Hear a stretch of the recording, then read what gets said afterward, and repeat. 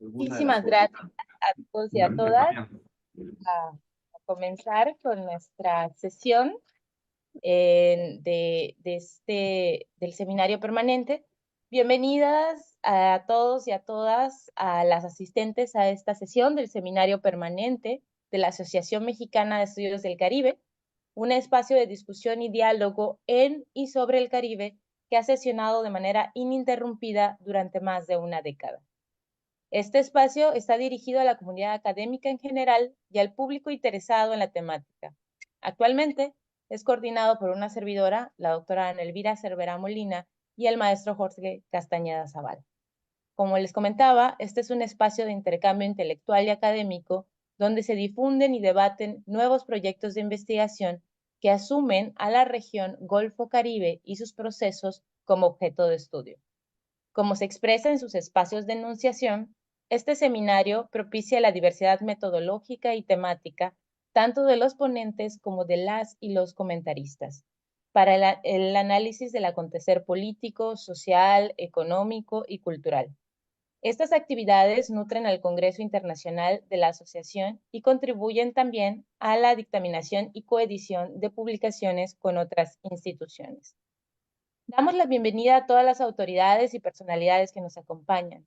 A la presidenta de la asociación, la doctora María Teresa Cortés Zavala, que nos acompaña de manera virtual desde Morelia con los estudiantes de la Facultad de Historia de la Michoacana. A la coordinadora de esta sesión, la doctora Yolanda Juárez, que nos acompaña de manera presencial desde la Universidad Veracruzana. A las y los miembros del comité ejecutivo y las y los miembros de la MEC que nos acompañan en esta sesión virtual desde distintas latitudes. A las autoridades que nos acompañan en la Universidad Veracruzana, particularmente al director de la Facultad de Historia, el doctor Raúl Román Ramírez, que nos acompaña de manera presencial en el podio. Muchas gracias por su apoyo, doctor. Antes de iniciar, quisiera hacer una pausa. El pasado 12 de mayo de 2024, el maestro Jorge Castañeda Zavala murió de manera repentina en medio de la preparación de esta sesión. Ante la reciente pérdida de nuestro co-coordinador, quisiera dirigir unas palabras para nuestro querido Jorge. Desde la Asociación Mexicana del Caribe, a nombre de su comité ejecutivo, y ante la reciente pérdida del maestro Jorge Castañeda Zavala, co-coordinador del seminario permanente de la asociación, quisiera dirigirle estas palabras en razón de las muchísimas aportaciones que él hizo a nuestra asociación. Jorge representa un bastión enorme para la MEC. Ha sido nuestro enlace institucional con el Instituto Mora, guardián de nuestra memoria gracias a la creación, organización y resguardo de nuestro archivo. Y nos quedamos en el tintero la colección editorial que vería la luz bajo el sello de la institución. No olvidaremos a nuestro Jorge afable y siempre dispuesto a ayudar. Economista, historiador, divulgador, maestro, padre, amigo, un ser completo del que todavía no hemos podido dimensionar su pérdida. Descansa en gloria, colega.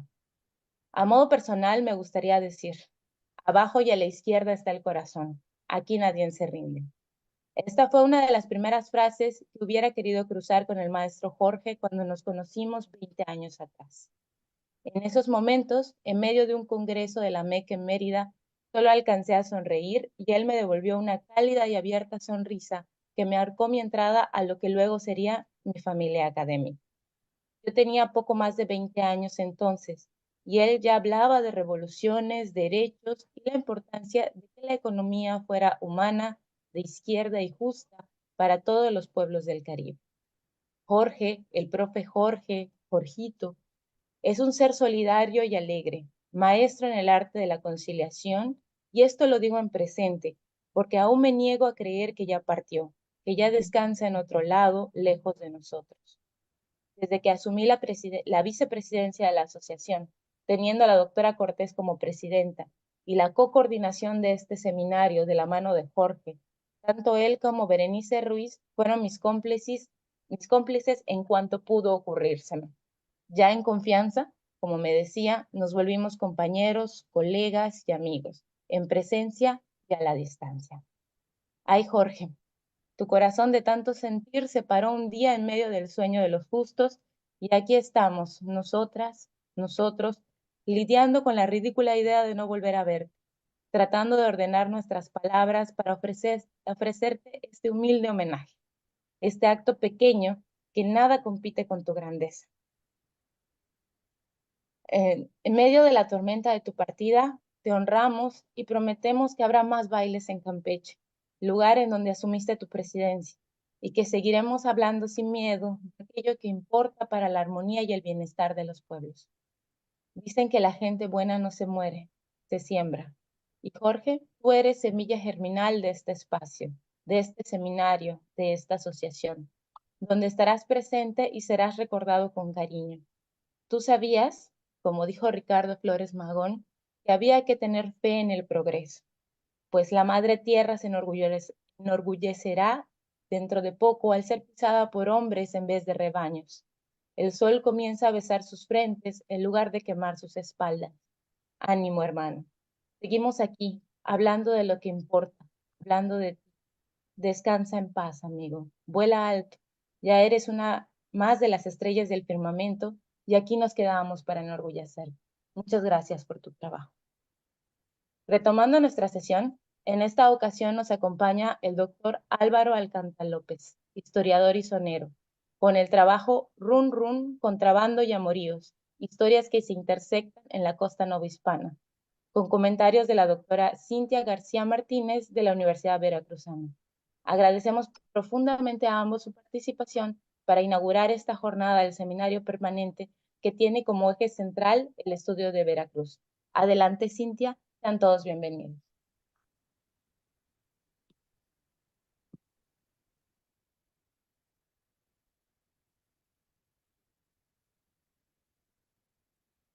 ¿El audio está cerrado? ¿Podrían abrirlo? Gracias. Gracias, Ana. Decía pues qué duro iniciar esta sesión de esta manera. Nunca en ningún contexto pensamos que íbamos a iniciarla así, pero bueno, hay que seguir adelante. Yo creo que eso era lo que también el profe Jorge hubiera deseado. Antes de iniciar y antes de otorgarle la palabra a nuestro colega Álvaro, me gustaría aprovechar la presencia del director para que el director, si nos pudiera decir algunas palabras y pudiéramos inaugurar esta sesión de nuestro seminario permanente de la Asociación Mexicana de Estudios del Caribe. Adelante, doctor. Muchas gracias. Pues primero y antes que nada, bienvenidos a todos y bienvenidos a todos a este seminario correspondiente al mes de mayo de 2024, que es la tercera sesión, su seminario permanente de la Asociación Mexicana de Estudios del Caribe AC. Agradezco a la doctora María Teresa Cortés Zavala, presidenta, la solicitud y por supuesto la Universidad Veracruzana y la Facultad de Historia, su casa. A la doctora Yolanda Juárez, muchas gracias por el trámite y todas las pesquisas que se tuvieron que hacer para llevar a cabo esto. A la doctora Cintia también, la doctora Yolanda y la doctora Cintia son parte precisamente de nuestra Facultad de Historia aquí en la Veracruzana y agradecemos precisamente ese vínculo que tenemos con la Asociación Mexicana de Estudios del Caribe.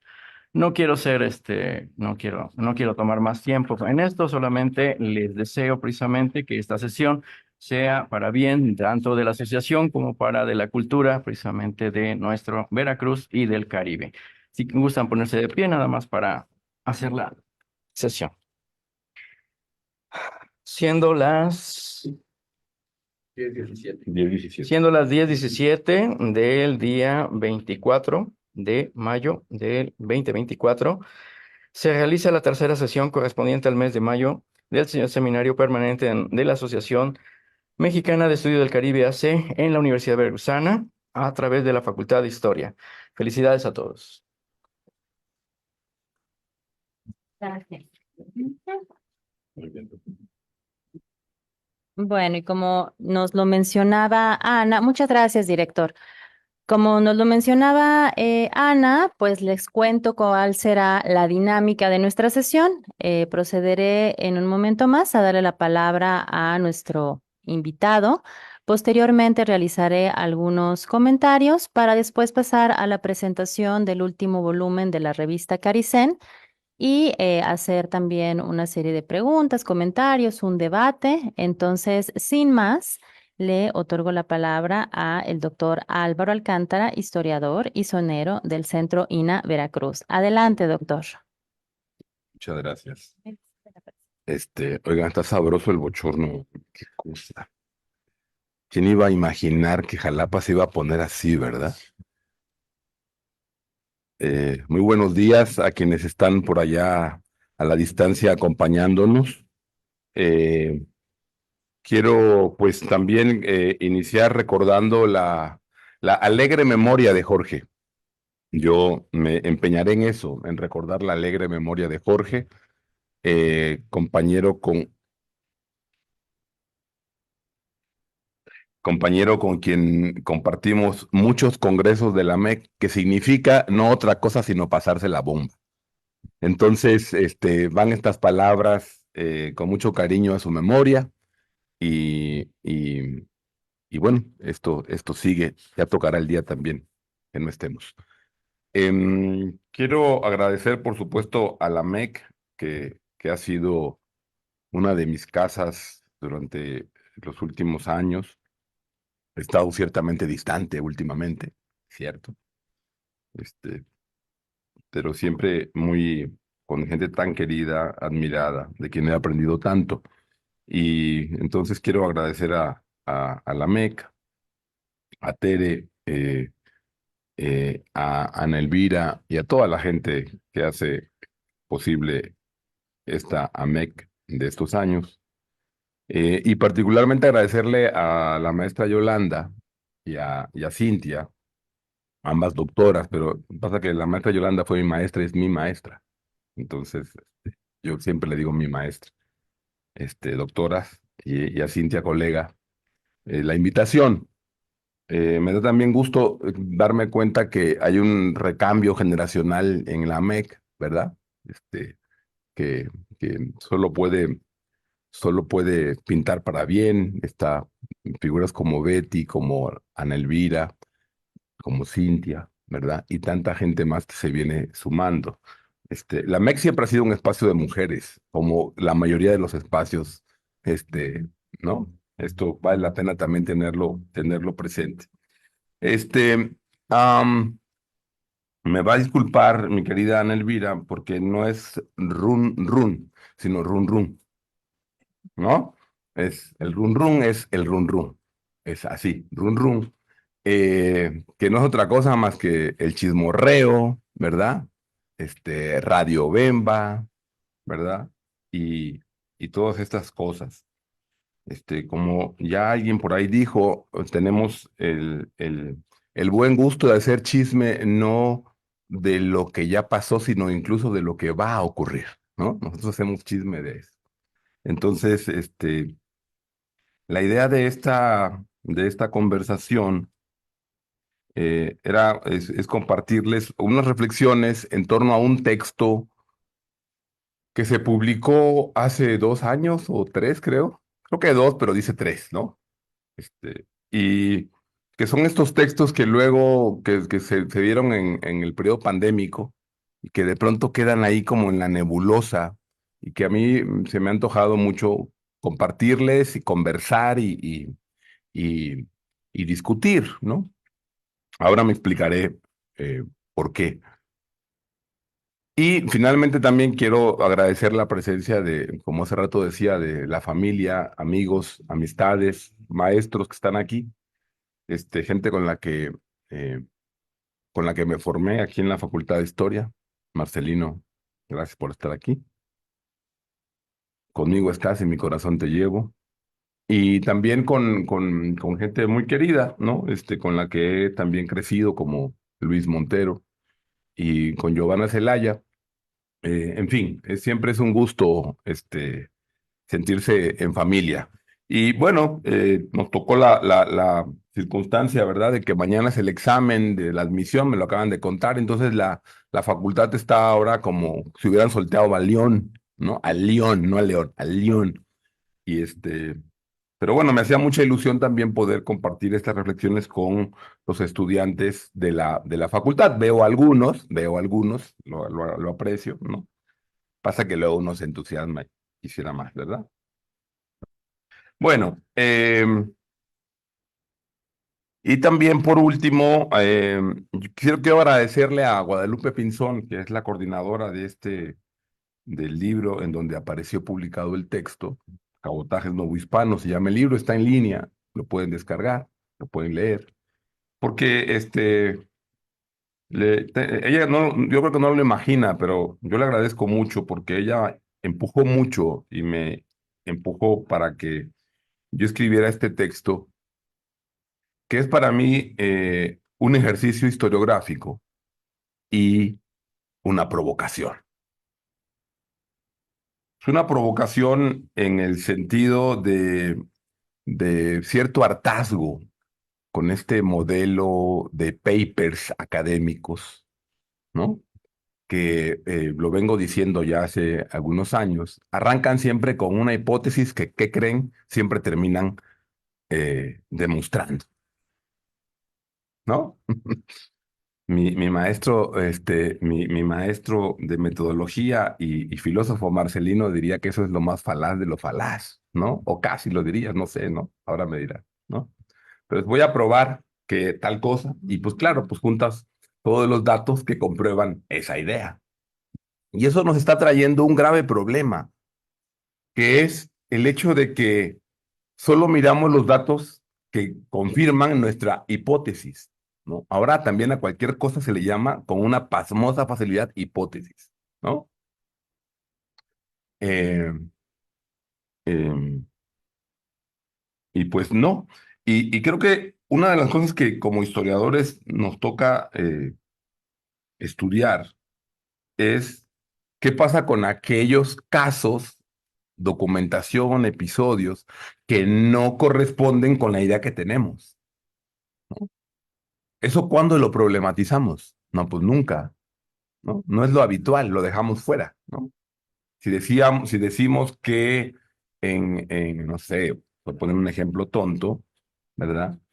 Si decimos que eh, los españoles dominaban a los indios, pues entonces busco la cita donde hay una denuncia de un indio que se queja de un español, ¿verdad? Que explota a un indio y decimos, ahí está la prueba, ¿no?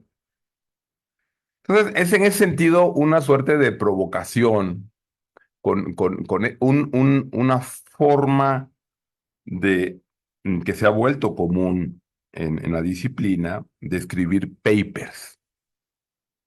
Y ojo, que no es que yo esté en contra de que nos planteemos hipótesis de trabajo, ¿no? Faltaba más, es lo que tenemos que hacer, es lo que se espera que hagamos, pero mi maestro Marcelino me decía, no me acuerdo cómo decía, se hace investigación de lo que se sabe, no de lo que no se sabe, ¿verdad? De manera que cuando uno arranca con un trabajo, pues uno lanza una hipótesis, pero porque esa hipótesis en realidad es fruto de mucho trabajo previo. En este texto, que por ahí está, si alguien tuvo el tiempo de leerlo, yo como que me quedé con la idea que, claro, que habría mayor posibilidad de leerlo. Parto de eso. Es la idea de, digamos, en la noción clásica del cuento, ¿no? Contar al menos dos historias, ¿no? Una historia, digamos, más evidente y una que está oculta, ¿verdad? La historia evidente es la historia del temor de la invasión, de una invasión que viene de Haití en 1792-93 a las costas de la Nueva España, pero no a cualquier lugar, sino a la provincia de Acayucan, ¿no? Y particularmente a las costas de Coatzacoalcos, ¿no? Que es mi rancho, por cierto, ¿no?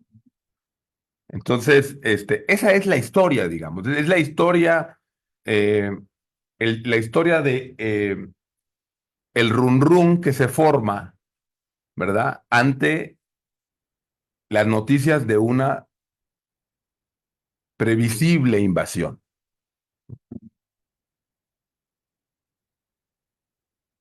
Esa es, digamos, la historia que, digamos, evidente, ¿verdad? Pero las otras historias que están allí jugando en el trabajo, algunas son de tipo historiográfico, ¿no? Que tiene que ver con discutir qué ocurre cuando uno mira de cerca y qué ocurre cuando uno mira de lejos, ¿no?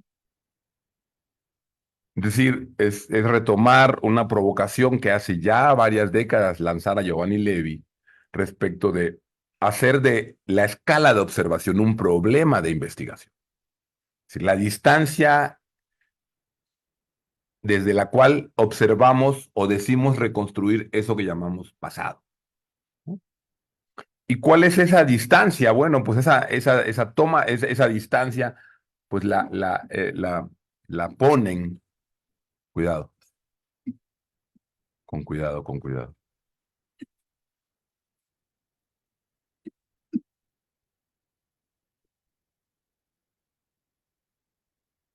Un segundo, que hay cosas importantes.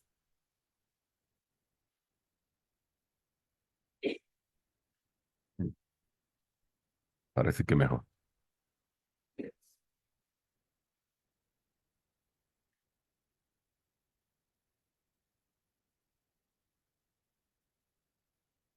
Entonces, tiene uno, digamos, uno de entonces de los temas que están allí que discuto es el tema de cómo leemos las fuentes, ¿no? Desde qué distancia estamos mirando al mundo, ¿no?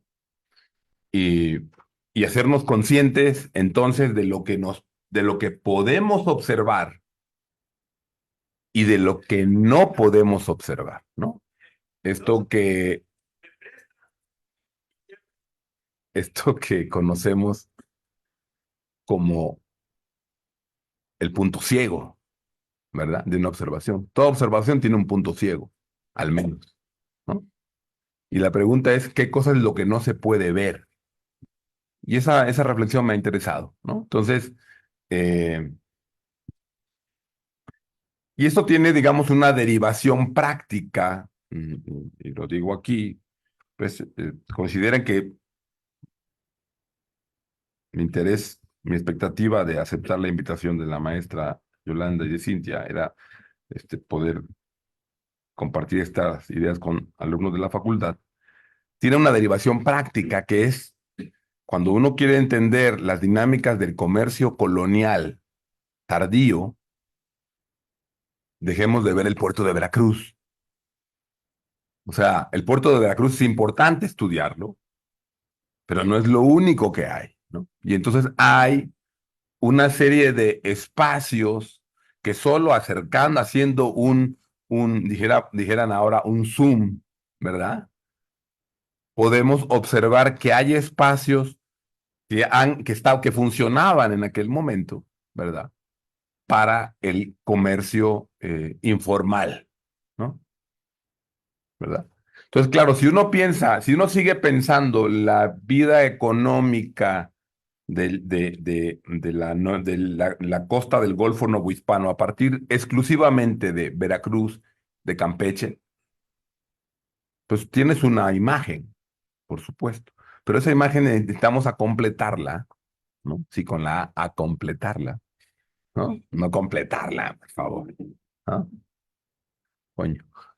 Necesitamos a completarla con estos otros espacios, ¿sí? Que funcionan como embarcaderos, ¿no? Que funcionan como lugares en donde se da intercambio de mercancías. Ahora, estos lugares, y es también lo que propongo en el texto, muchos de esos lugares, y lo que propongo en el texto es, digamos, un diálogo entre el, el comercio mar en fuera, dijera la Boca de Toño, ¿no? Y su introducción e intercambio tierra adentro, ¿verdad? Es decir, es como pensar las relaciones con el Caribe, con el mundo caribeño, con el espacio costero, pero poniendo mucha atención en las rutas de internación y de intercambio en el litoral costero, ¿verdad? Y cuando hacemos eso, aparece entonces el protagonismo de la población india y de la población mulata, que de inicio no suele aparecer, ¿no? Si no es como cargadores, ¿no? Este, en los puertos, ¿verdad? Que ahí sí sabemos que han estado. Por cierto que mi santa madre siempre, cuando yo no me quería ir a la escuela, yo no, que yo muy perezoso para despertarme de niño. Ahora ya no, ahora de viejo ya me paro a las 5 de la mañana solito, pero de niño me costaba mucho trabajo y mamá siempre me decía que si no estudiaba me iba a mandar de cargador al muelle, ¿no? En Coatzacoalcos, esa era su amenaza constante, ¿no? Y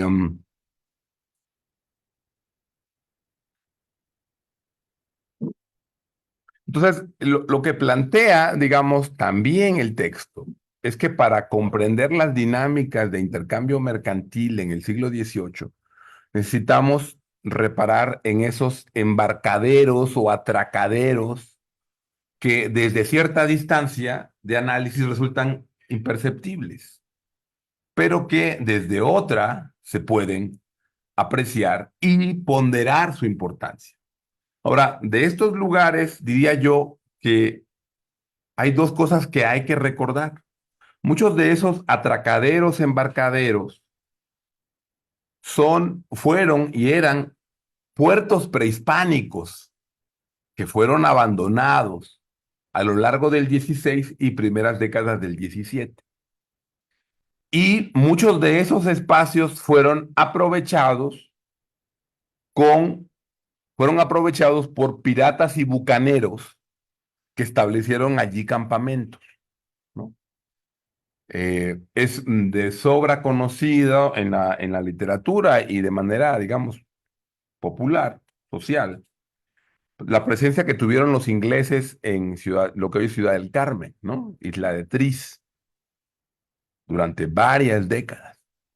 Pero ese mismo periodo corresponde, que estamos hablando de la segunda mitad del siglo XVII, 1660, 70, 80, 90, 1700, 710, 720 todavía.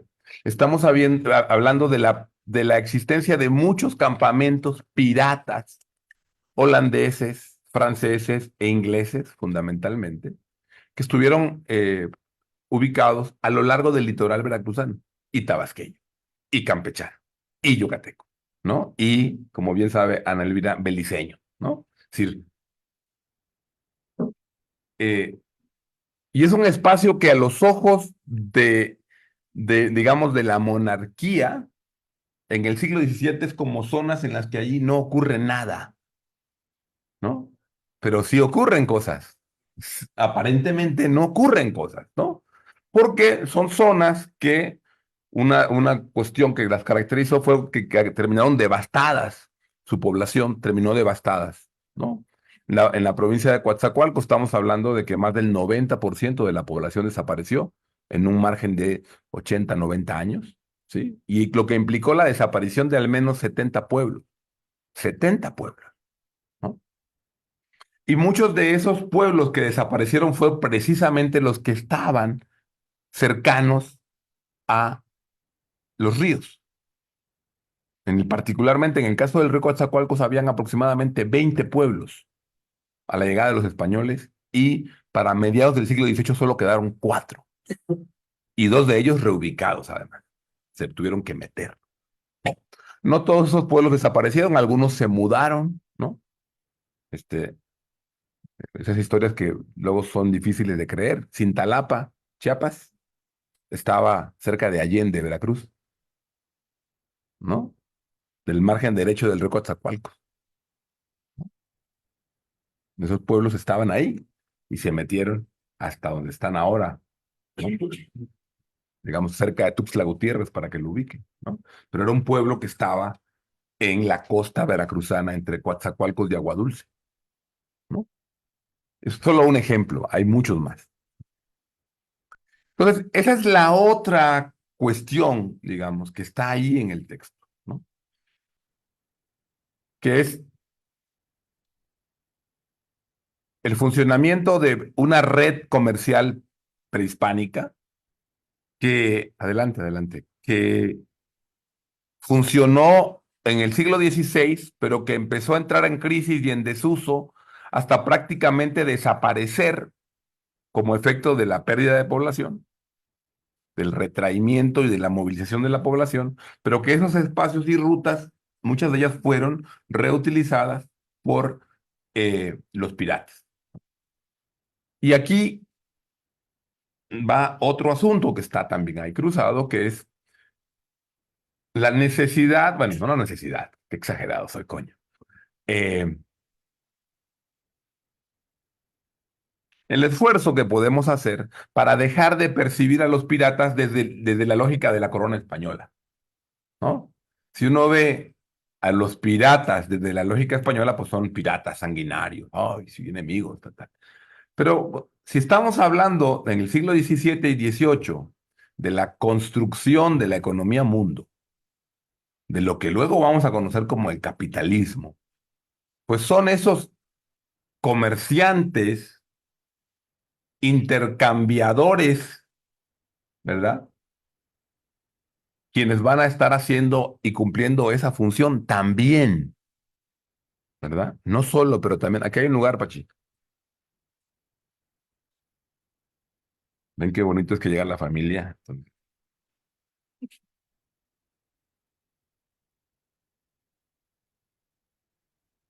Entonces, estoy tratando de venderles que se interesen y lean el texto. O sea, es lo que estoy haciendo, o sea, ¿no?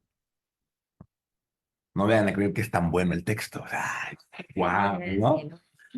Pero entonces se trata de ir desdoblando una serie de asuntos a partir de un juego de observación escalar, ¿no? Y luego, para entender lo que ocurre con las mercancías que entran al espacio de la costa de Sotavento, ¿sí? Y como contrapunto del comercio de mar en fuera, pues está entender el comercio interno por estos extraordinarios caminos fluviales que todavía hoy en el sur de Veracruz existen, aunque por alguna idiotez de esas que nos caracterizan, ¿verdad? No estoy hablando del calor de Jalapa, tranquis. Los ríos en este país dejaron de ser navegables en la segunda mitad del siglo XX, ¿no? No son navegables los ríos de este país. Pero eso no era así, ¿verdad? Hasta la primera mitad del siglo XX. Y la costa del Sotavento, ¿sí? El sur de Veracruz, y esta historia que estoy contando es imposible de imaginar si no es a partir de un comercio fluvial, ¿no?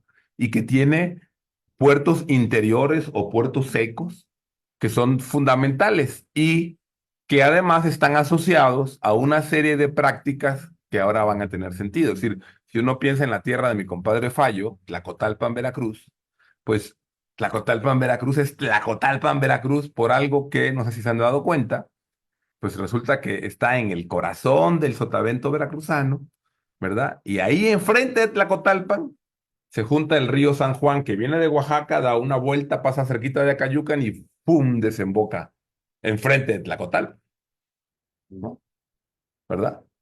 Y antes de desembocar en Tlacotalpan va agarrando todos los ríos que bajan de los Tuxtlas, ¿no? Entonces, cuando llega a Tlacotalpan, ya llegó con todo lo que venía desde Oaxaca, pasando, ya se peinó el sur de Veracruz y desemboca enfrente de Tlacotalpan. Pero si nos fuéramos por el río Papaloapan y el río Texechoacán, el Texechoacán también desemboca al Papaloapan antes de llegar a Tlacotalpan, como unos cuantos kilómetros, ¿no? Entonces, digamos, el mundo pasaba por Tlacotalpan, ¿verdad?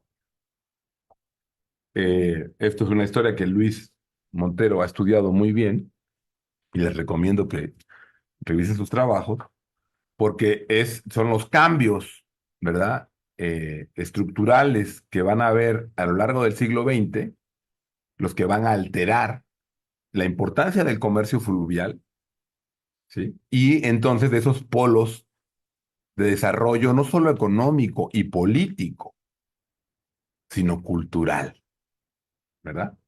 Porque entonces tenemos puertos interiores tan importantes como Tlacotalpan y Tlaliscoyan, hoy Tlaliscoyan no es una ranchería, digamos, es un pueblo pequeño, quiero decir, Es un pueblo pequeño que está aquí en Veracruz, pero el que no nos imaginamos la importancia que tenía Tlaxcoya, ¿no? Entonces, todo aquello que viene de Jamaica, que viene de Cuba, y decir que viene de Cuba significa decir que viene de muchos lugares del mundo, solo que lo pasan por Cuba para blanquear el dinero, digamos, para blanquear las mercancías se pasa por Cuba, ¿verdad? Jamaica, de Haití, de Curazao, todo eso que entra, pues va a transitar por estas rutas de agua y de tierra para llegar a lo que es mercancía, digamos, de contrabando, mercancía informal, va a llegar a, bueno, una parte se va por ahí a desperdigar en su paso, pero va a ir a Orizaba, va a ir a Córdoba, va a ir a Puebla, va a ir incluso a Jalapa, incluso a Veracruz, ¿no? O a Ciudad de México, ¿no? Como la historia de este comerciante que se cuenta en el texto, de una familia de comerciantes andaluces, los Abet, ¿no? No, Aedo, perdón, Aedo, que, del cual tenemos, es posible reconstruir la ruta que siguió para meter mercancías y terminar en la Ciudad de México. Es decir, no estoy imaginando, estoy diciendo cosas que sabemos que están documentadas, y están documentadas porque les cayeron con las manos en la masa, ¿no?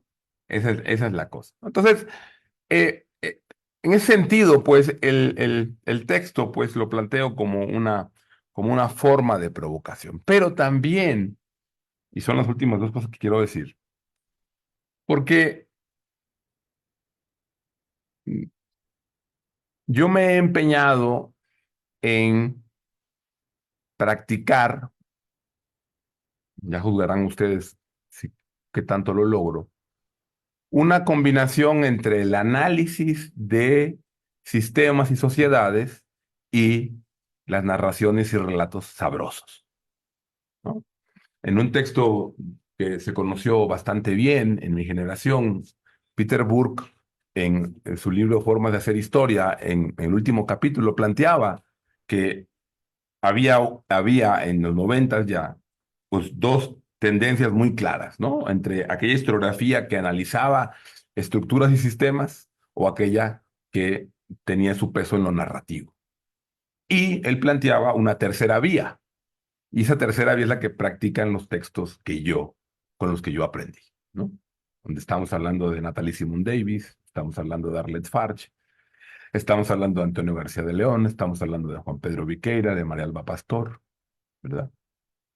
De Natalie Simon Davis, de Emmanuel Herrana Durí. Son esos textos con los que yo me formé, Giovanni Levi, Carlo Ginzburg, y que es la historia que a mí me interesa practicar en este momento, ¿no?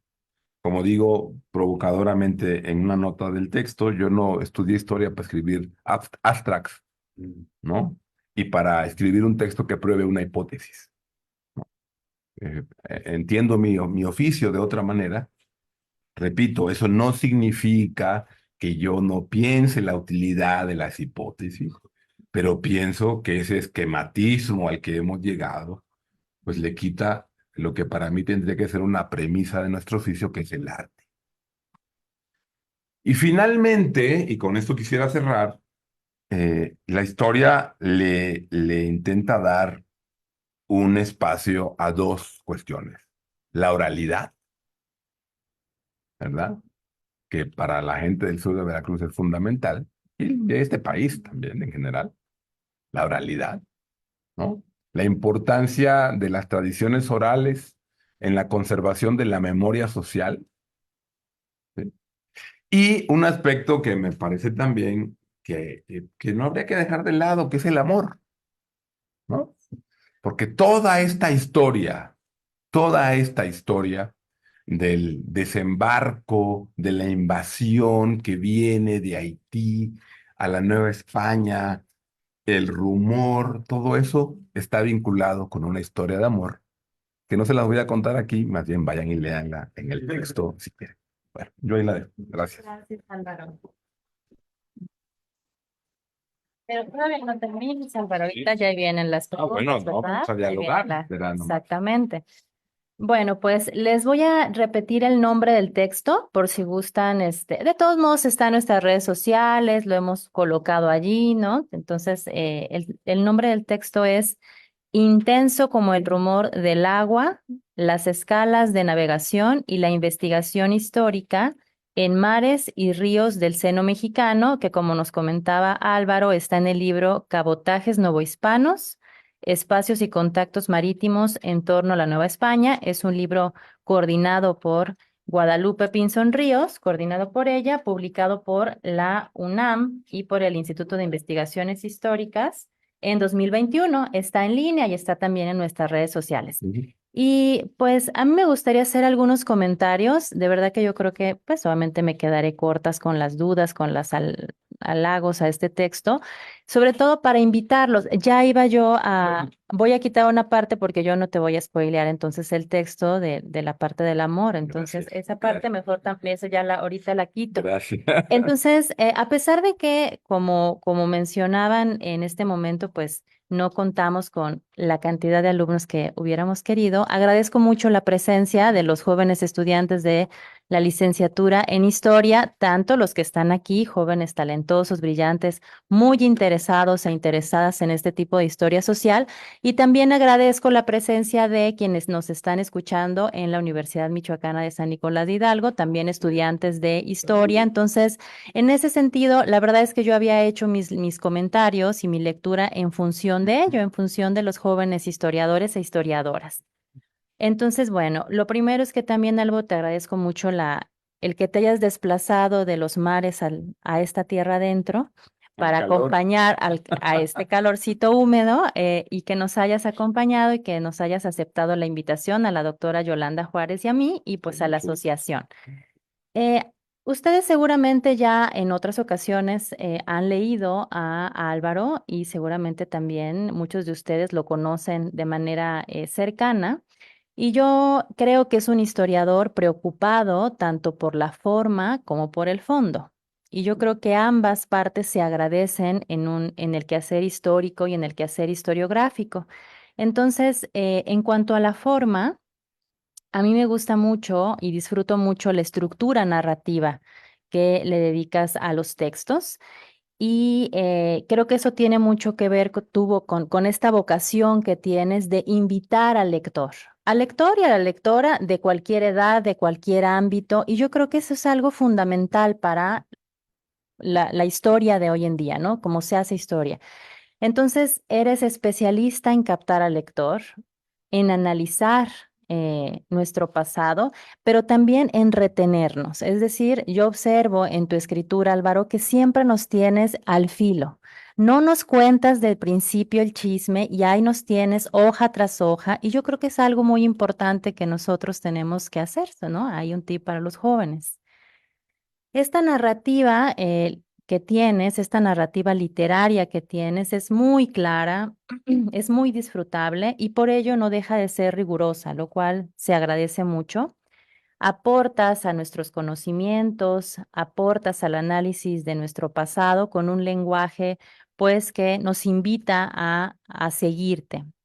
En cuanto al fondo, yo creo que ustedes conocen la trayectoria de nuestro invitado. Álvaro ha trabajado diversos temas del periodo colonial, lo que le permite, ponía yo aquí, moverse como canoa en río manso entre diversos temas y periodicidades mediante metodologías que enlazan la historia social con la historia económica, que es lo que observamos también un poco en este texto, los estudios culturales con la historia de las mentalidades, la microhistoria con la historia global, ¿no? Entonces creo que eres un representante de que sí se puede. No digo que sea fácil, y ahí por ahí me gustaría preguntarte. Sí.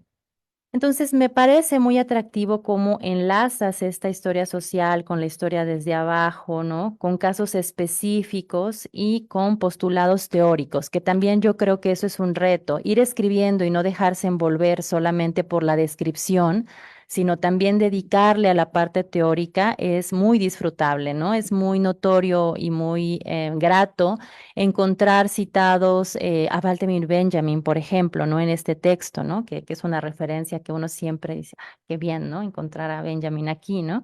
A Brodel, ¿no? A Giovanni Levi, a teóricos de nuestra historia que yo creo que son fundamentales que los y las jóvenes tengan en su escenario, en su background, iba a decir. Entonces, una de las primeras preguntas que me gustaría plantearte, Álvaro, es cómo trazas cómo trazas esta estructura narrativa en tus artículos, ¿no? Esa sería, hay varias, ¿eh? Entonces ahí le vas, si quieres ir anotando, ahorita me dices. Ahora bien, me gustó mucho que al principio del texto Álvaro nos habla de un experimento historiográfico, ¿no? Nos habla que este artículo es un experimento historiográfico y este artículo se compone de de 5 partes a modo de escenario, ¿verdad? Nos va mostrando historias de vida, nos va enlazando y cuando ya pensamos que ya perdimos aquella historia, nos la vuelve a traer y nos vuelve a contar otro cachito de la historia, lo cual se disfruta mucho. En este experimento historiográfico me parece muy afortunado que combinas la historia de hombres y de mujeres, de mar y de tierra adentro, con las dinámicas regionales y también cómo es que estas historias se insertan en una historia global, lo cual me parece muy, muy afortunado. En este sentido, pues realizas un llamado eh, a la historia global, me parece, ¿no? Y que lo que estás diciendo es, pues, no ignorar, no dejar en el olvido, no invisibilizar al sujeto histórico y también a su agencia, es decir, la capacidad que tenemos las personas de incidir en nuestro contexto. Entonces, me parece muy, muy válido este llamado. Está convencido Álvaro, en una parte lo pone, que la historiografía debe subsanar su deuda con las personas, ¿no? Y yo creo que es algo muy importante, no desligarnos, ¿no? De lo que hacemos es contar las historias de otros y de otras. Y eso es muy bonito. Cuando empezaba a leer el texto recordaba bueno, no recordaba porque no me lo sé, pero me venía a la memoria un poema de Bertolt Brecht que se llama Preguntas de un obrero que lee. Si tienen oportunidad, yo lo traigo aquí, pero mejor se los dejo también de tarea, ¿no? Ahí los chicos luego lo comentamos, ¿verdad? En clase la siguiente semana. Lean ese poema, es un poema muy lindo que justamente nos habla sobre quiénes son aquellos que construyen, ¿no? Aquellos que construyeron Tebas, ¿Quién construyó Tebas? exactamente, así inicia, ¿no? ¿Quién construye Tebas, no? ¿Quién cocina? Después de la guerra, del triunfo de la guerra, ¿quién? ¿Quién lava los platos? ¿Quién va por la comida, no? Esa es la historia que Álvaro nos propone. Entonces, en ese sentido, Álvaro, mi segunda pregunta sería, ¿consideras que la microhistoria, que los estudios regionales, que estos estudios de los márgenes, ¿no? Ahora que mencionabas a Arlette Farge, pueden convivir con la historia global? No hay ahí una pelea como yo sé que tú estás por la reconciliación y la paz, ¿verdad? Pero que nos pudieras hablar un poquito de cómo metodológicamente, cómo reconciliamos la historia global, esta historia que nos pide no hacer historias totales, ¿cómo se hace? ¿Cómo lo vives tú? Tanto en este texto como en otras investigaciones, el autor nos acerca a las dinámicas del sotavento colonial y nos lleva del rumor de una taberna a los enclaves comerciales de las costas sotaventinas. Nos lleva hacia el mar Caribe, ¿no? Nos deposita en La Habana, nos deposita en Jamaica. Entonces nos llevas de aquí para allá, de allá para acá, lo cual uno disfruta mucho. Es decir, vas jugando, y eso lo mencionabas un poco, vas jugando con las escalas de análisis, ¿no? Que es una de las propuestas también desde Brodel hasta la microhistoria, ¿no? Este zoom, ¿no? Que también yo utilizo esta metáfora, ¿no? Que ahora que nosotros como el celular, como el Google Maps, ¿no? Que le vamos haciendo zoom y le vamos quitando el zoom, ¿no? Para analizar. Entonces creo que la propuesta que nos brindas en este artículo va por ahí, ¿no? En este juego de escalas y relatando historias de manera compleja, no de manera, pues sí, digamos que maniquea.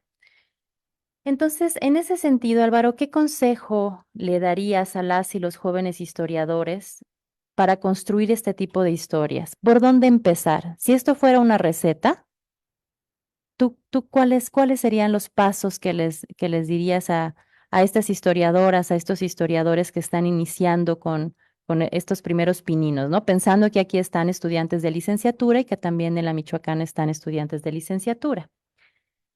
¿Te parece si Sí, sí, platicamos de perdón. Ay, estas sí, tres? tienes razón. No, Sí, porque perdón. digo, si no, Sí, si tienes no razón. parece mañanera, ¿no? De Manuel, es como de No, eso. no, no, no.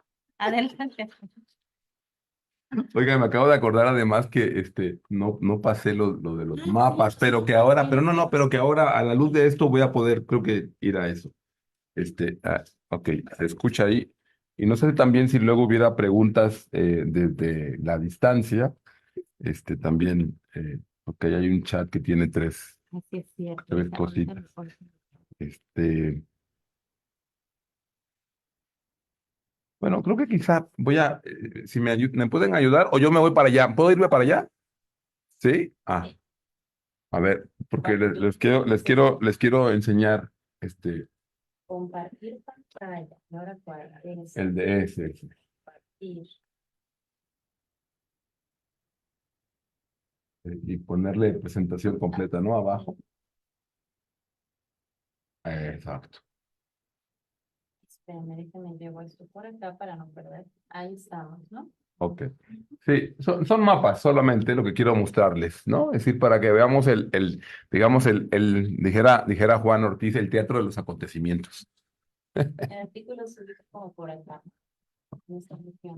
Me voy a parar porque Pero yo tienes no- que llevarte yo- el micrófono. yo no me puedo estar quieto, eso ya lo sabe. Coño, hasta parece que canto tú. Mira.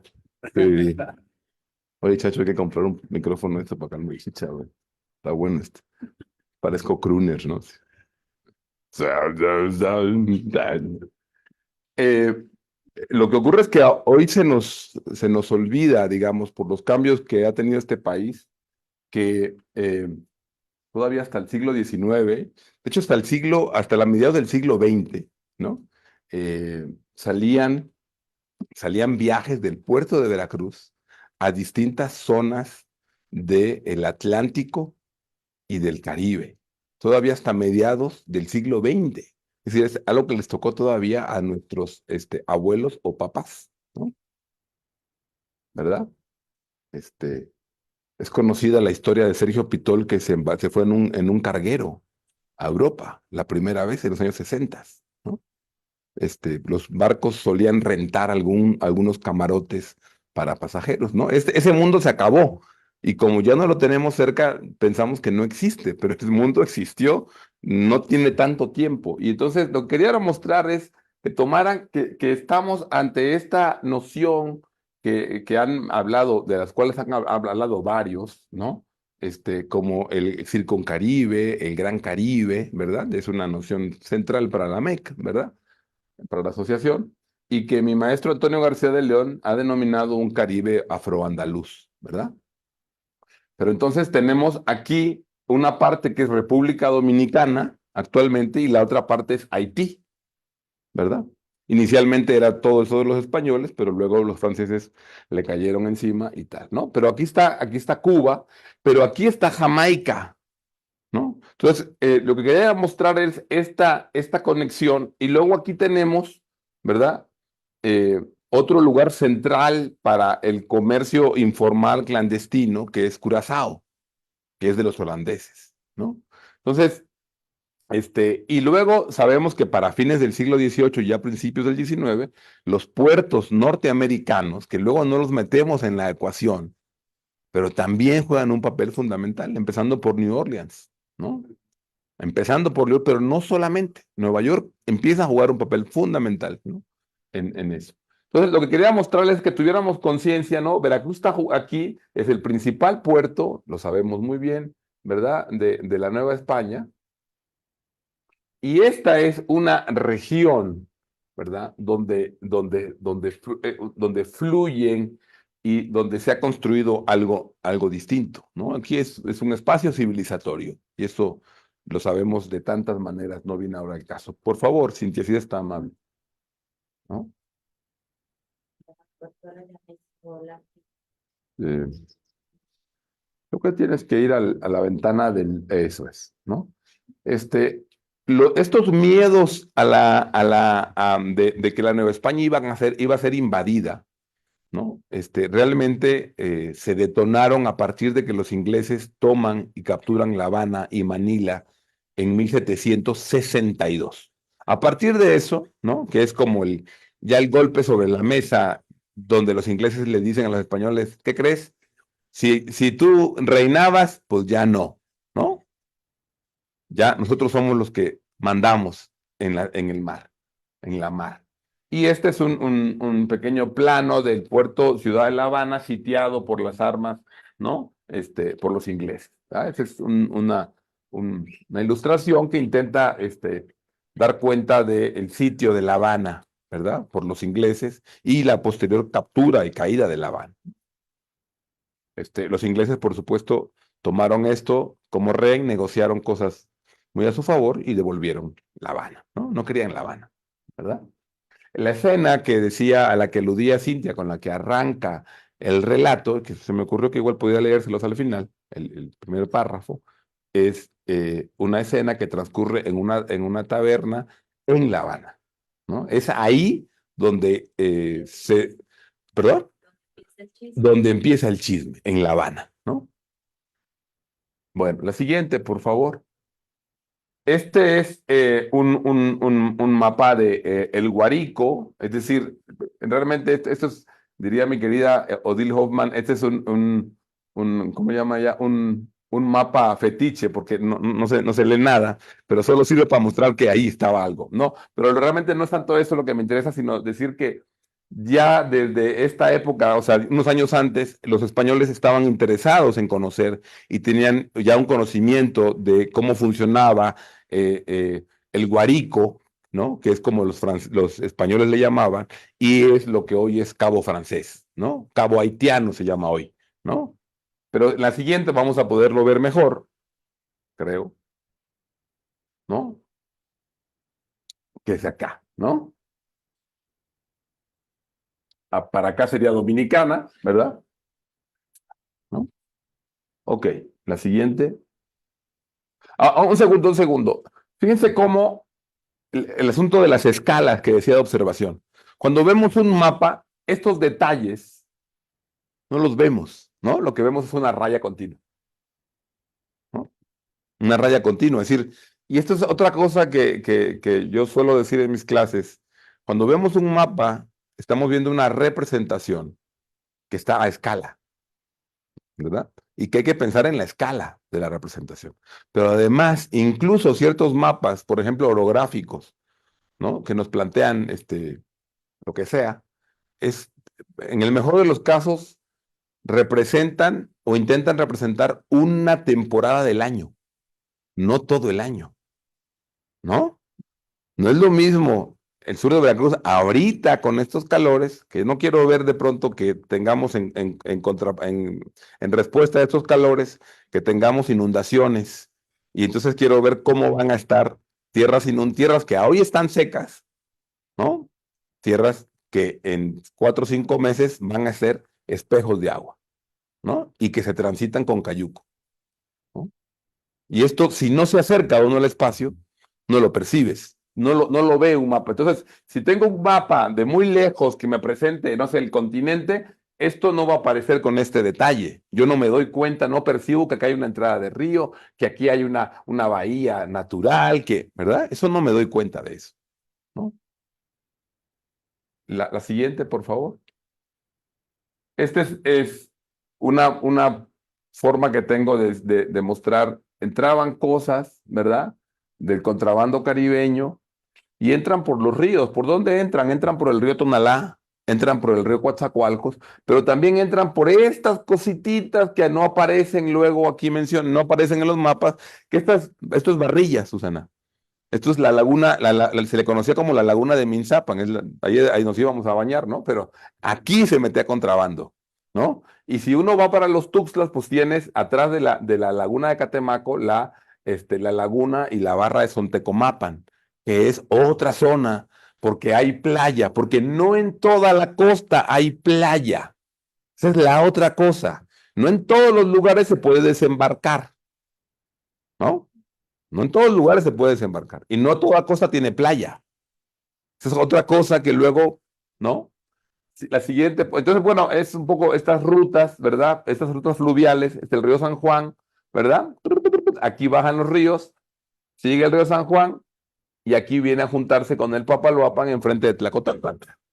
¿Sí? Cuando ustedes ahí están tirándose un vuelve a la vida en Tlacotalpan, ¿verdad? Frente al río, ahí la zona de restaurantes, lo que ven ahí enfrente en Santa Rita, ahí es donde se junta el río San Juan, ¿sí? Que hace todo este recorrido, viene por supuesto de Oaxaca, ¿no? Y se junta en Tlacotalpan, ¿no? Pero cuando ya Ecozamaloapan llegó, ya se le juntó aquí antes el Tezechuacán. Y antes de eso, el arroyo del Obispo, ¿no? Son caminos que se van juntando y que todos desembocan aquí y que luego van para Tlaliscoyan, ¿no? Entonces, todas estas rutas de agua, si uno no las tiene en mente, no entiendes, porque piensas que todo es tierra. Pero esto también son caminos que se pueden, hay algunas conexiones, por ejemplo, uno ve aquí, y dice uno, estoy poniendo un ejemplo, ¿no? Aquí no hay conexión, pues en ciertas etapas, en momentos, hay manera en cayucos de conectar por arroyitos, ¿verdad? Por esteros y caer acá, ¿verdad? Pero eso es también una microobservación. Lo siguiente, por favor. Y creo que ya estamos terminando, me parece. Pero quería yo. Bueno, esto es lo que les decía. Este es un mapa de fines del siglo XIX, ¿verdad? Ya no me acuerdo si lo encontré yo o me lo pasó Luis, porque luego Luis me pasaba muchos mapas. Y esta es la laguna de Sontecomapan y esta es la barra de Sontecomapan, ¿no? En este libro de Cabotajes Novohispanos, una querida amiga y colega, Estela Rosselló, cuenta también la historia de un barco que viene de Nueva Orleans y que desemboca y que baja mercancías aquí, ¿no? Entonces, intenta pues el texto generar una reflexión respecto de los caminos, ¿verdad? Pero que son caminos y que solo se pueden reconocer si se mira de cerca. Si se mira de lejos, no existen. Y que son estas historias que podemos conocer, y eso es lo que a mí me apasiona, sobre todo cuando entra el factor humano en juego, cuando alguien se pelea con alguien, ¿no? Porque si si de pronto llega a un pueblo, o sea, hay una noticia de un contrabando en un pueblo, y la gente, digamos, que puede en ese pueblo o en ese lugar, se pone de acuerdo, no hay problema. Y eso nadie se entera. Eso se arregla a nivel local. Pero si no se ponen de acuerdo, ¿no? Ahí es cuando arranca, donde uno denuncia al otro. Llegó un contrabando y Marcelino que tenía que denunciarlo, no lo denunció. Y luego Marcelino va y dice, no, sí, sí, pero Álvaro primero lo vio y tampoco lo hizo. Y Álvaro incluso, ¿no? Y ahí es donde empieza el chisme. Ahí es donde se pone sabroso, pero allí es donde entonces accedemos a esa dimensión que tiene que ver con la última pregunta que me hacía Silvia, con que podemos acceder a una historia que ubica en un espacio y en un tiempo a personas con nombre y con apellido. Entonces, una de las preguntas que me hacías para mí es, están bonitos los lienzos, ¿verdad? Y los cuadros, pero al menos en la historia que yo practico, requiero poner ahí a personas de carne y hueso, a historias humanas, a personas, ¿verdad? A mujeres y a varones actuando en esos cuadros que hemos pintado. Si solo nos quedamos con el puro cuadro, ¿verdad? Pues está bonito, ¿no? Pero como contaba Galeano en uno de sus relatos, haciendo alusión a un indio amazónico, rasca bien y rasca bonito, pero no donde pica, ¿no? Entonces, ¿no? Sí, pues rasca, pero no donde pica. Y el historiador le tiene que interesar dónde pica, ¿no? O como decía esa célebre frase de Bloch, ¿no? Donde huele la sangre humana, ¿no? Somos como la bestia de los cuentos. Y esa es para mí la forma de llegar a eso. Y tiene que ver con que a mí en este momento, hay varias historias que están esperando contar, pero que no he logrado, Cintia, todavía conectar con la dimensión humana. Si yo no logro conectar una historia con dimensión humana, no tengo una historia todavía. Me falta una historia, ¿no? Porque me puedo tirar un rollo sobre las rutas comerciales, me puedo tirar un rollo sobre el funcionamiento de la administración de la justicia, pero no tengo personas allí que me digan algo, que me cuenten algo que a mí me interese develar, ¿no? Cuando encuentro eso, empiezo a pensar, digamos, en una historia. Recién, ahora estoy terminando un texto sobre un motín, sobre una asonada de indios del pueblo Mije de Guichicovi, San Juan Guichicovi, a la mitad del istmo.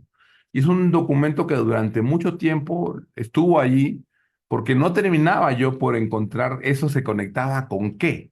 Y ahora acabo de terminar un adelanto de algo que espero que sea un libro mayor, pero que tiene que ver un expediente colonial de 1784, lo vinculo con una historia que ocurre a mediados del siglo XX y luego en el año 2009, ¿no?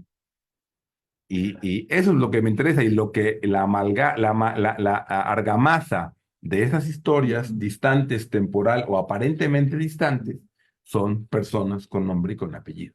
Y ese es el vínculo que haría. Y es que seguir el rastro de personas, estoy tratando de conectarte las tres casi juntas. Seguir el rastro de personas con nombre y con apellido me permite seguirlas y rastrear su actuación en distintos espacios y lugares. Entonces, cuando yo tengo, ¿verdad?, a un personaje que está en un pueblo como Acayucan, pero luego lo puedo ubicar en otro lugar que se llama San Juan Guichicovi, luego lo puedo ubicar en unas cartas en Veracruz y luego lo puedo ubicar haciendo negocios con Puebla y luego lo puedo ubicar haciendo, ¿no? Tengo distintas escalas para ir viendo a esa persona y para poder entender el accionar, las acciones de esa persona, tengo que hacer un esfuerzo por entender los contextos en los que actuó. Esa es un poco como la forma en la que actualmente estoy trabajando. Creo que me largué demasiado. Perdón. Me parece que hay algo, bueno, no sé si aquí entre los presentes, perdón, quisieran hacer alguna pregunta, algún comentario, porque creo que sí hay algunos comentarios del otro lado. Espérenme que voy. Bueno, aquí tenemos. Adelante, por favor. Nada más le pediría que sí se acercara al micrófono, o yo se lo acerco, mejor dicho. ¿Conoce al maestro Marcelino, Cintia? El maestro Marcelino. No, yo nada más rápido, ¿no? Digamos, con Álvaro, pues lo conocí cuando entró a la licenciatura y yo también, nada más que yo entré de maestro y él de alumno en ese momento, pero hicimos una amistad que ya, como me acabo de jubilar, apenas lleva 30 años. Y lo que pasa, yo creo que esto, él ahorita decía de rascar donde pica, yo lo oí en Wittgenstein, ¿no? Wittgenstein decía, la filosofía es rascar donde pica.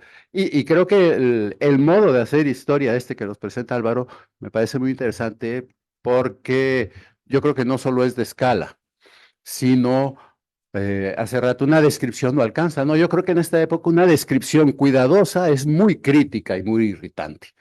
Me acuerdo una vez que lo invité para evaluar proyectos de investigación en una maestría de investigación educativa que alguien estaba haciendo sobre nuestras tradiciones y la música de la jarana y el son aquí en Jalapa. Y dijo, ¿y cuándo has visto una iguana?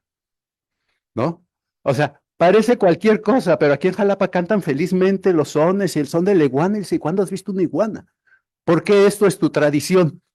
Entonces, este momento de recuperar el lugar donde irrita, me gusta mucho. La otra parte, pensando de las fuentes, en otra clase, que siempre lo andaba yo invitando donde yo daba clases porque él sabe muchas más cosas que yo. Entonces tenía que ver, llegó y les dio toda una idea de fechas y cosas sobre los jarochos a un grupo en historia, y al final les dijo, y todo lo que les acabo de decir es falso. Pero estamos tan acostumbrados a que las fechas nos garantizan. Si les doy fechas, datos, lugares, ustedes me la creen. Entonces yo creo que ese es el punto de la historiografía que yo conozco de Álvaro, digo, de 30 años, ¿no? O sea, una buena descripción abre el espacio epistémico de la historia, además del espacio de comprensión de la historia, ¿no? Y aquí sí, digamos, no va a ser en este lugar, pero eventualmente ya estaré yo discutiendo con él, esta cosa de si son escalas o son dimensiones o son énfasis, ¿no? La escala todavía tiene algo de cuantitativo y creo que no tiene mucho, bueno, el dato importa, pero no este lugar protagónico, ¿no? Y entonces, digamos, en esto que decía, es que incluso estas categorizaciones de historia regional y todo, dices, pues no es la misma historia, nada más que uno le hace énfasis a un lugar, ¿no? Y por último, pues la presentación la hizo sin leer. Y entonces la historia oral es la historia de la academia, ¿no? O sea, yo quisiera ver eso. Los académicos vivimos hablando, aunque con así nos premia escribir. Pero la verdad última es que la historia oral no es la historia del pueblo, la no oficial, la no escrita. Aquí estamos todos reunidos oyendo historia oral, es decir, la oralidad como un modo de la historia. Entonces, digamos, en este nivel de reconocimiento, pues, a mí no puedo preguntar mucho de lo de la ponencia porque, pues la verdad fue una apertura para mí, pero sí me parece que hay que ver todos estos detalles de este modo de hacer historia que pone en dudas estas categorizaciones analíticas que a veces son excesivas. Dices, la microhistoria, pues está hablando de todo el mundo para hablar de Acayucan. O sea, ¿por qué es regional? ¿Por qué es micro? ¿No? O sea, estas conexiones más bien me parece siempre como una gran trama donde uno pone énfasis, pero que no es que sean historias distintas, son narraciones distintas de la historia que está sucediendo, ¿no? Y ya, solo para terminar, dijo, las tradiciones, pues es interesante cuántas de nuestras tradiciones están ahí y todavía las podemos ver ahora, ¿no? La gente que sigue hablando de esto. Entonces, pues felicidades, Álvaro, muy interesante y pues habrá cosas que decir. Gracias. Muchas gracias. Muchas gracias. ¿Habría alguien más que le gustara intervenir? No, yo tengo unas dos cositas más, pero tampoco quería monopolizar. También en redes sociales, pues obviamente están mandando, ¿verdad? Saludos y felicitaciones a Álvaro, a Elisa Candela, por ahí nuestra amiguita Elisa Candela te manda saludos. También Damelis te manda saludos. Habría un par de cosas más antes aprovechando Por favor. que estás aquí, Álvaro, que ya se relaciona más de cerca con el texto, ¿no? El texto nos cuenta una serie de historias que se tejen gracias al comercio de cabotaje, ¿no? Este comercio que iba mar adentro y que gracias a este comercio de cabotaje y gracias al rastreo, Álvaro nos habla cómo es que estas poblaciones se conectan no solamente con los productos del Caribe, sino también con dinámicas caribeñas, ¿no? En ese sentido, Álvaro, y a lo mejor es una pregunta que rebasa, tendría yo dos dudas. ¿Dónde podemos decir que el Caribe termina mar adentro? ¿No? ¿Qué reflexiones tienes tú acerca de dónde termina el Caribe? Y también la otra pregunta que tenía es acerca de el desarrollo o la evolución de este comercio de cabotaje. ¿Qué pasa? Porque claro, él nos habla sobre este comercio y cómo hay una serie de vaivenes a lo largo del siglo XVIII, cómo es que ciertos puertos en cierto momento tienen mayor protagonismo que otros, ¿no? Coatzacoalcos es el gran protagonista de una de las secciones del artículo.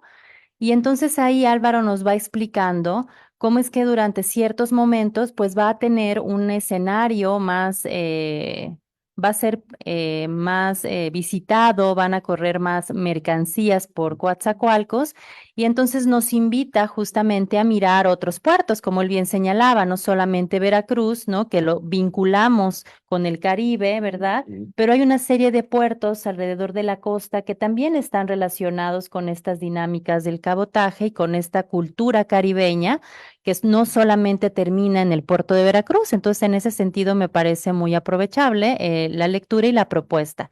Entonces, la segunda pregunta tendría que ver con el desarrollo de este comercio. ¿Cuándo empiezan a cambiar las dinámicas? Nos hablas de un periodo borbónico en donde, obviamente, ¿no? Por las medidas emprendidas desde el punto de vista comercial, por esta abolición de los monopolios, pues tenemos el florecimiento, ¿no? Y este trajín más abundante. Pero, ¿qué pasa con este comercio? ¿Cuándo cambia? ¿Cambia radicalmente con la independencia? ¿Se mantiene? ¿Qué pasa con este comercio de cabotaje posteriormente? Esas serían las dos preguntas. Ya estás La primera. Sí, sí, ¿dónde Ah. termina el Caribe? Es que tengo que, estoy de cronógrafo. Mi profesor José Juan Ríos, que luego se metió a la polaca y me daba física en preparatoria. Diría que es una pregunta tipo tesis doctoral, la que me acaban de hacer. Em,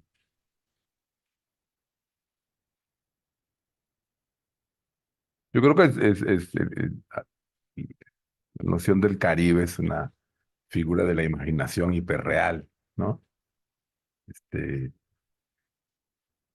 Digamos, lo que nosotros llamamos Caribe es a partir, digamos, de una serie de elementos, ¿verdad?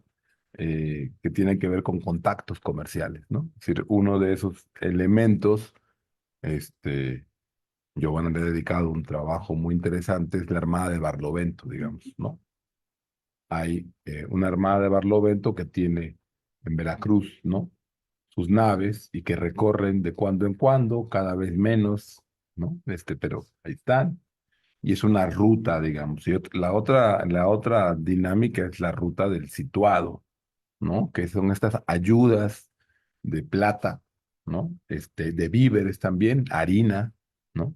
Por ejemplo, carne de res en salmuera en ocasiones, que se están enviando a lugares del Caribe, ¿no? A Puerto Rico, o a La Habana, ¿no? A La Española, en algún momento de apremio a Panamá o a Cartagena, ¿no? Entonces, son estas conexiones continuas y constantes, ¿no? Las que nos permiten trazar, digamos, ese espacio circuncaribe, yo diría, ¿no? Yo sinceramente no me atrevería a decirte dónde termina. También en parte porque la experiencia, eh, eh, es que, a ver, no, es un cliché, quería evitarlo, pero por ahí en la entrevista con García Márquez, ¿no? Que dice, a mí me pueden bajar de un avión y apenas vuelo, yo sé si estoy en el Caribe, ¿no? Dice García Márquez, ¿no? Creo que nos pasa algo así, ¿no? Yo estoy seguro que la maestra Yolanda. Entonces nos pasa un poco, es como esta historia del tiempo y Borges, ¿no? Si no me preguntan qué es el tiempo, lo sé. Si me lo preguntan, no lo sé, ¿no? Y es un asunto de sensaciones. Por ejemplo, yo personalmente he encontrado en Cartagena, me he sentido con una familiaridad muy grande, ¿no? En Cartagena. Y no estoy hablando de la Cartagena de boutique, amurallada y 5 estrellas. No, no, no, me refiero a la Cartagena de la gente de a pie, ¿no? El mercado Basurto ¿no? Y esa Cartagena que he podido conocer y que me resuena tanto como si estuviera yo en el mercado de Malibrán, en el puerto, ¿no? Entonces, no sabría yo no decirte, lo que sí puedo decirte es que nosotros trabajamos con una idea de Circuncaribe que está atravesada por, digamos, el comercio del galeón de la flota, ¿no? Que desaparece en la década de los 70, ¿no? Del siglo XVIII, pero que tiene 2, 3 siglos, ¿verdad? Operando, con el Armada de Barlovento, con los situados, y luego, pues, todo este comercio hormiga o La idea, yo creo que a mí me gustó mucho la idea de Guadalupe Pinzón cuando propuso este libro, porque también tiene que ver con el asunto de las escalas, ¿no? Es decir, a veces que uno dice, ¿qué relación puede tener, por decir algo, no sé, Jalapa con Guatemala, ¿no? Y uno dice, pues no, pues nada, no, no. Este, en cambio, sí puedes observar cómo en algunos lugares de la geografía veracruzana salen, si no diario, cada 3 días, ¿no? Camiones a Reynosa, ¿no? Eso, entonces, como que eso te es como más evidente y dices, no, pues hay gente que está yendo a Reynosa y de Reynosa brincan o se quedan por allá en la maquila, ¿no? Pero luego lo que ocurre con el comercio hormiga, es un comercio que va de lugar en lugar, ¿no? Y donde los traslados de mercancías de cultura y de la vida son de corto recorrido, pero que no se quedan solamente en el lugar, sino que luego avanzan y luego avanzan y luego avanzan. Y este comercio de cabotaje en puertos prehispánicos funcionaba también así, ¿no? Funcionaba así. Mi querido Alfredo Delgado, pues hizo este descubrimiento fantástico del el potencial portuario de Coatzacoalcos como puerto prehispánico, ¿verdad? Y lo que empezaron a encontrar allí, ¿no?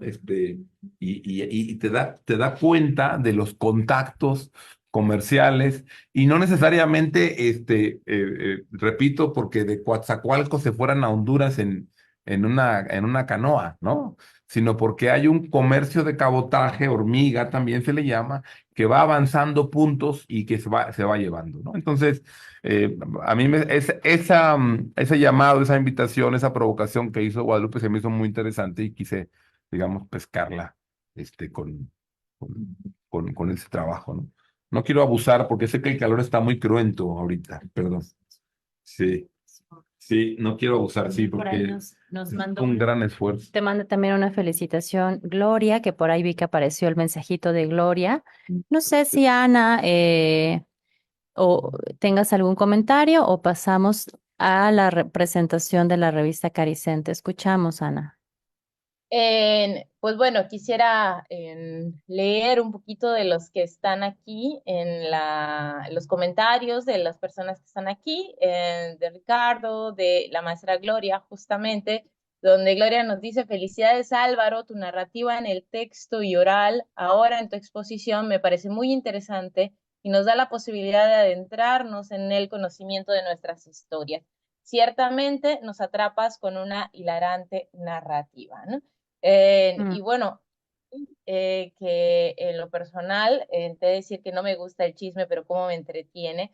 Entonces, pues bueno, esas son las razones que me llevan a ir de la literatura a la historia, de la historia a muchos lados. Entonces, agradezco mucho este ejercicio de escala, ¿no? La escala, este lente para ver los espacios.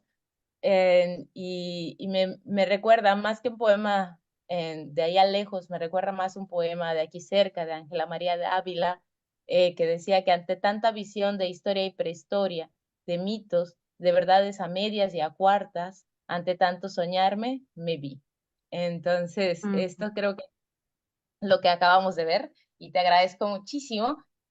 No sé si Pascal o alguien de las compañeras que están aquí quieren hacer algún comentario. No sé si Tere también allá en la Para cerrar también. nos quiere hacer algún comentario y pues bueno, de este lado, pues bueno, solo nos queda agradecerte la participación. Nos vamos con...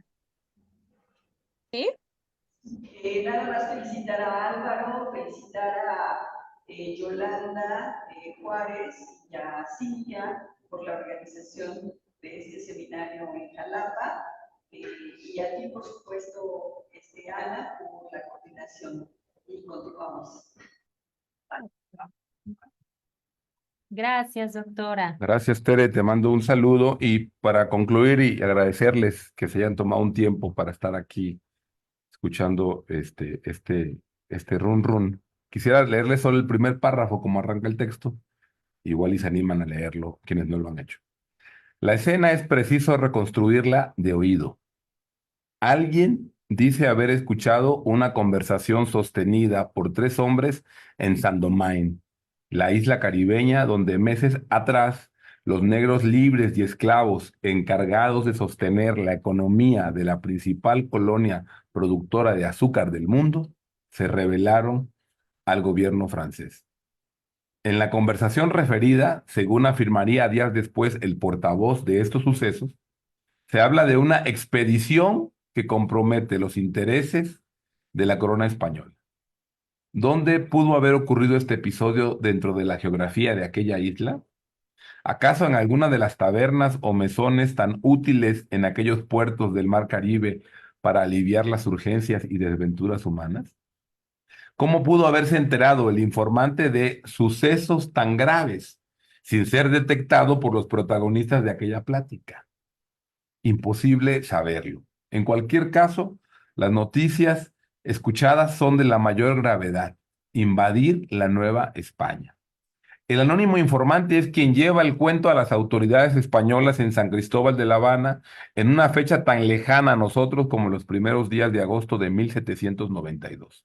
Allí el testigo denuncia los planes de tres franceses que trataban en El Guarico contra la tranquilidad de España. El Guarico es este puerto en Haití, hoy Haití, ¿no? Que se llama Cabo Haitiano actualmente.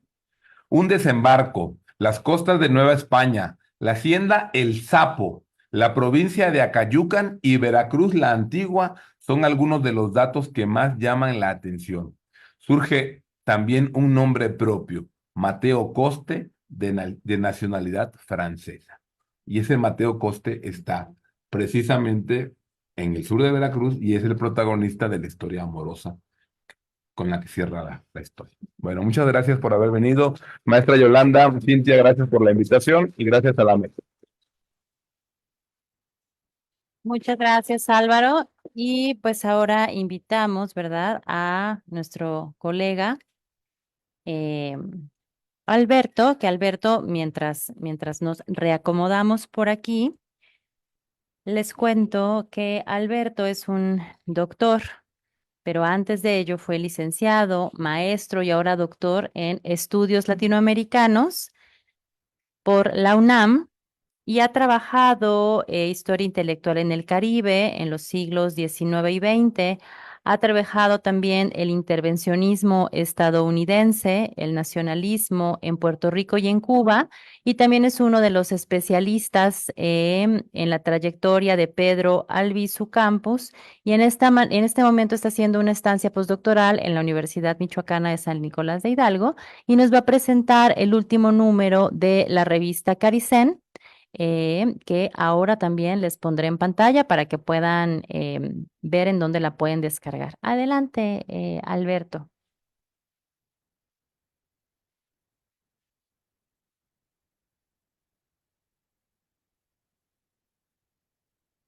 Bueno, pues muchas gracias. Voy a ser muy breve, ya veo el calor está muy sofocante, pero quiero agradecer antes que nada al comité editorial de Caricén, al director de la Facultad de Historia de la Universidad Veracruzana, el doctor Raúl Román Ramírez, desde luego a las autoridades de la MEC, ¿no? A la doctora Tere Cortés, a la doctora Yolanda Juárez, a la doctora Ana Cervera y desde luego a la doctora Cintia García, por invitarme a la hermosa ciudad de Jalapa y a la insigne Universidad Veracruzana para comentar el número 39 de la revista Caricén, una publicación que con cada entrega, con cada número publicado, se afianza como una de las revistas más emblemáticas y representativas de los estudios sobre el Caribe y la América Central. Ahora bien, en esencia, el 39º número de la revista Caricén reúne 4 excelentes artículos dignos de comentar. El primer artículo, Tacuxcalco, 500 años de resistencia cultural en El Salvador, examina y pone puntual atención en la lucha de resistencia que las comunidades indígenas y campesinas de El Salvador, junto con amplios sectores de la sociedad capitalina, han llevado a cabo en la región de los Izalcos para defender Tacuxcalco de los intereses de las compañías inmobiliarias y de las empresas azucareras. Bien, Tacuxcalco, como nos puede resultar familiar, pues es una palabra de origen náhuatl, que a diferencia de lo que hacemos en México, allá no usan la X, sino que están utilizando la SH. Y según el autor, Tacuxcalco tiene que ver con o se relaciona como a una casa de las armas, donde se guardan, se almacenan las armas. Bajo la premisa anterior, Salvador Recinos resalta la importancia histórico y cultural que representa Tacuxcalco para el pueblo salvadoreño, pues se trata de un recinto sagrado que en tiempos prehispánicos fue ocupado por pueblos indígenas de origen nahuapipil. Este primer poblamiento o esta ocupación por estos pueblos se da en la frontera, digamos, del periodo clásico y del periodo posclásico. En este sentido, el autor hace hincapié en el valor arqueológico del lugar, un sitio cívico ceremonial que cuenta con 40 estructuras, entre las que destacan plazas, montículos y plataformas. De hecho, el Estado salvadoreño nombró a Tacuxcalco bien cultural en 1997 y Patrimonio Cultural de la Nación en 2019. Empero, sin importar estas categorías y facultades, la región comenzó a ser saqueada y destruida por la moderna industria productora de caña de azúcar y por el consorcio inmobiliario Félix Salazar Romero. Resultó de ello el confeccionamiento de un movimiento que, como ya se ha dicho, fue articulado por las comunidades indígenas y campesinas de la región. En términos muy generales, el movimiento Tacuxcalco se desenvuelve alrededor de 4 ejes primordiales: difundir la problemática de Tacuxcalco tanto a nivel nacional como internacional, demandar ante las instancias pertinentes los delitos cometidos por las empresas urbanísticas y cañeras, robustecer el conocimiento en torno al territorio en disputa y proyectar un parque ecológico cultural cuya gestión esté a cargo de los pueblos indígenas y campesinos de la zona o de la región. En el artículo número 2, el doctor Ricardo Domínguez Guadarrama aborda el tema de las personas en contexto de movilidad irregular que transitan por el estado de Michoacán. A partir de ello, delinea 2 hilos conductores muy identificables: describir la situación que los migrantes de origen caribeño y latinoamericano enfrentan en su paso por Michoacán y analizar la actuación del gobierno michoacano en torno a la migración irregular que pasa por su territorio. Con base en lo anterior, el doctor Domínguez Guadarrama advierte que el tránsito por el estado implica 30 días más de camino para llegar a la frontera norte y que desde el inicio de la segunda década del siglo XXI se dibujaron ya zonas de alto riesgo para personas en situación de desplazamiento de origen internacional como Queréndaro y Cotija de La Paz. En efecto, el flujo migratorio comenzó a aumentar con el paso de la primera ola migratoria haitiana de 2016 y con la organización de las caravanas migrantes en 2018. No obstante, la principal alarma en torno al proceso migratorio internacional que se da en el estado de Michoacán cobra gran preocupación por la presencia del crimen organizado en el negocio de tráfico de personas migrantes, pues los reúne en ciertos municipios como Zamora para trasladarlos a Guadalajara y de allí al norte del país. De otro lado, el autor nos revela una interesante situación paradójica que se desprende del papel del Estado de Michoacán como pionero nacional en la búsqueda de apoyos y protección a los migrantes michoacanos. En este sentido, el Estado ha promovido leyes en favor de la protección de los migrantes y sus familias y ha creado incluso instituciones de vanguardia como la Secretaría Estatal del Migrante y el Consejo Estatal de Migración en etapas muy tempranas. Eh, Michoacán va a ser el primero en nombrar una secretaría estatal por ahí de los años 90, la primera parte de los años 90. En realidad, en la demarcación michoacana se han proyectado en el pasado reciente atractivos programas como el Vete Sano, Regresa Sano, Palomas Mensajeras, un programa destinado en apoyo a la reunificación familiar, y el Fondo de Apoyo a las Familias Migrantes. Desafortunadamente, ninguno de estos apoyos y programas contempla la migración internacional. De ahí la contradicción recientemente mencionada. Empero, en el marco de la administración michoacana actual, se perciben ciertas luces en favor de las personas de origen extranjero en contexto de movilidad, al ordenar al Consejo Estatal de Migración la elaboración de un nuevo programa especial de migración del Estado que tome en cuenta las necesidades de la población migrante de origen caribeño y latinoamericano. Por otra parte, Migración y cooperación en las relaciones cubano-soviéticas 1960-1989 de Paulina Domínguez es un ensayo que analiza la cooperación y la migración entre la URSS y Cuba durante el periodo de la Guerra Fría. Como se sabe, tras el triunfo de la Revolución Cubana en 1959, el nuevo gobierno cubano ejecutó una serie de medidas que terminaron por marcar distancia definitiva con respecto a Estados Unidos. En este contexto, a través de la sensible mirada del enviado especial de la URSS para analizar la situación cubana, Mikuyan Anastas, Cuba rubricó un acuerdo de apoyo económico y tecnológico con el gobierno de la hoz y el martillo. A grandes rasgos, este pacto contemplaba el intercambio de azúcar cubana por petróleo soviético y la necesidad caribeña de ayuda tecnológica y militar.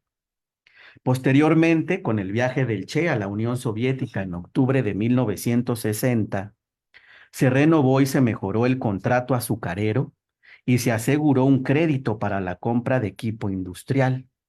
Por su parte, la Unión Soviética, al vincularse con Cuba, logró hacerse de un aliado incondicional en América y de un bastión geopolítico clave para la Guerra Fría. Con base en lo recién señalado, se comprende la aprobación de la Operación Anadir, la airada reacción estadounidense y el inicio de la crisis de los misiles. De manera paralela a este fortalecimiento económico y tecnológico, la URSS y Cuba proyectaron acuerdos de cooperación y amistad, así como vínculos académicos entre institutos y entidades educativas de nivel superior. A raíz de esta situación, como bien apunta la autora de este artículo, entre 1976 y 1982, mediante la concesión de becas, unos 1,000 cubanos habrían terminado sus estudios en instituciones soviéticas. De otro lado, hacia finales de los años 70 del siglo pasado, arribaron a Cuba unos 2,000 estudiantes provenientes no solo de la URSS, sino de todo el bloque soviético. Lo cierto es que derivado de esta cooperación, Cuba pudo construir y consolidar, entre otras instituciones, la Universidad Técnica, el Centro de Ingeniería y el Centro Nacional de Investigaciones Científicas. Con todo, a pesar de la disolución de la URSS en 1990, para Paulina Domínguez la relación entre Cuba y la nueva Rusia continúa expresándose con compromisos de cooperación y amistad.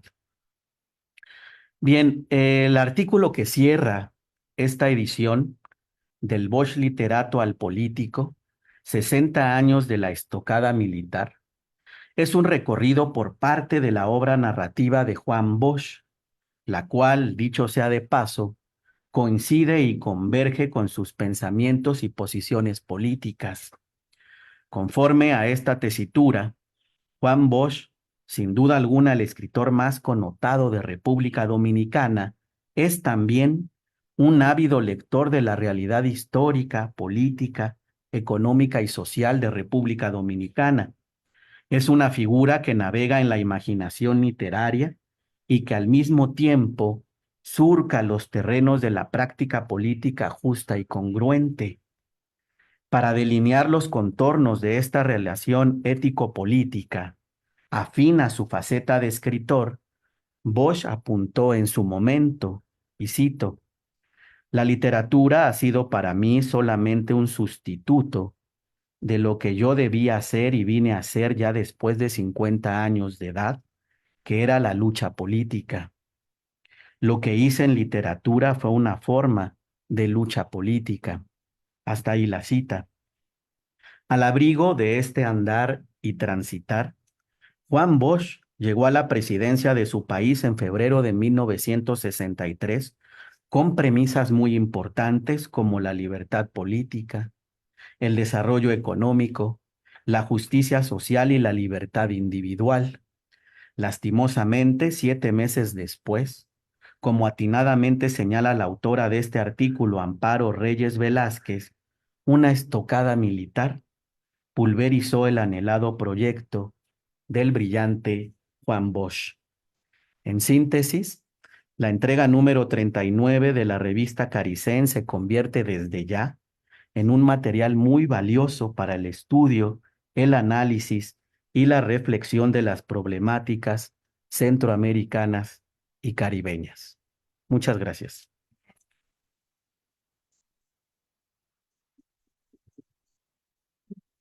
Bueno, muchísimas gracias, Alberto, por este panorama de este último volumen. Es importante señalar que tanto el texto del doctor Álvaro como la revista Caricén son de descarga gratuita, de descarga libre. Entonces, yo creo que ahí tenemos una prueba, ¿verdad? Más de que, pues, hoy más que nunca todo este conocimiento y el Caribe y todas em, eh, las historias y las narrativas están, pues, al alcance de nuestras manos. Les agradecemos mucho. No sé si doctora Yolanda quiera decir algo para cerrar la sesión. Sí, gracias. Bueno, agradecer a todos su presencia. Para nosotros es muy importante las actividades de la asociación en función de la relación que podemos tener con las instituciones Claro. educativas, ¿no? Con nuestros alumnos, en fin, que se debata, que se hablan los temas del Caribe y pues ya Ana nos invitará a los próximos eventos Así, que tenemos en frente.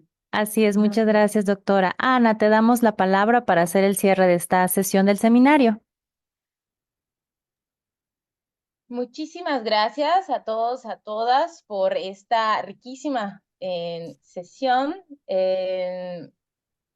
Y la verdad es que le agradezco a todos su tiempo, su espacio, a todas las gestiones que nos permitieron que el seminario, que originalmente tenía su centro en el centro del país, ahora tenga la posibilidad de viajar, de moverse y de ser tan móvil como los mismos miembros y como de la asociación y como los mismos miembros del Caribe, ¿no? Entonces, ese Caribe que vemos, que sentimos, que participamos, ¿no?